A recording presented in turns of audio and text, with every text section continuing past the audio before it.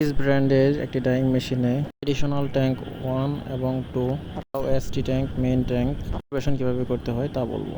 এটি হচ্ছে controller model T858 আর এটি হচ্ছে এডিশনাল ট্যাঙ্ক 1 এবং পাশেরটা হচ্ছে এডিশনাল ট্যাঙ্ক 2। এটির ক্যালিব্রেশন প্রক্রিয়া একই, তাই আজকে এডিশনাল ট্যাঙ্ক 1 এর ক্যালিব্রেশন করে দেখাবো। প্রথমে মনিটরে যে মেশিনটি প্রথম ব্রেক দিব।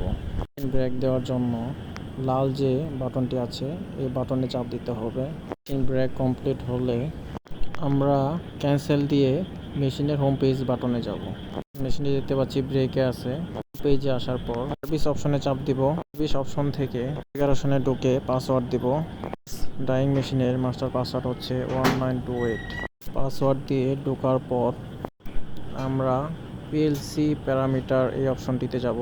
অপশনে যাওয়ার পর আমরা 2 নম্বর অপশন কন্ট্রোলার্স এর ভিতরে ঢুকলে additional tank 1, 2, ST main machine সহ সবগুলো ট্যাঙ্কের করতে হয় এই পেজে ঢুকে। এডিশনাল ট্যাঙ্ক 1 এ ঢুকলাম।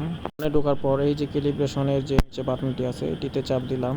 এই ক্যালিব্রেশন বাটনটি চাপ দেওয়ার পর ইয়েস করে দিব। এখন আমরা যে এডিশনাল ট্যাঙ্ক 1 এর ক্যালিব্রেশন করতেছি এতে অটো পানি ফিল হচ্ছে। আমরা স্ক্রিনে দেখতে পাচ্ছি এডিশনাল ট্যাঙ্ক 1 এর পানি নিতেছে অটোমেটিক্যালি। ম্যাক্সিমাম মিডিয়াম স্টেপে পানি নেবে। আমাদের সর্বোচ্চ যে টপ ম্যাক্সিমামে নিয়ে ক্যালিব্রেশনটি স্টপ করে দেব।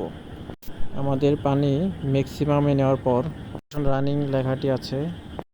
এখন পানি নেওয়া শেষ হলে ফিনিশ বাটনে চাপ দিব। অটোমেটিক্যালি এটির ভ্যালুগুলা সেট হয়ে যাবে। উপরে যে দেখতে পাচ্ছি ইন আউট 1382 এবং 1024 এগুলা অটোমেটিক্যালি সেট হয়ে গেছে।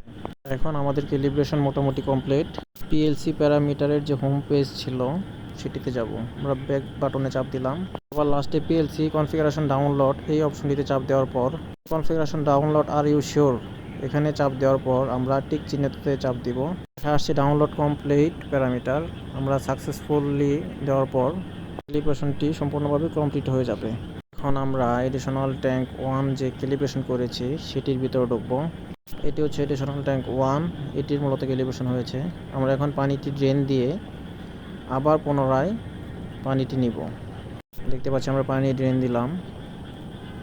মেশিনে পানি ড্রেন হচ্ছে এবং ড্রেন হওয়ার পর পুনরায় আবার আমরা পানি নিব। পানি নেওয়ার পর দেখব যে পানির লেভেল ঠিক আছে কিনা।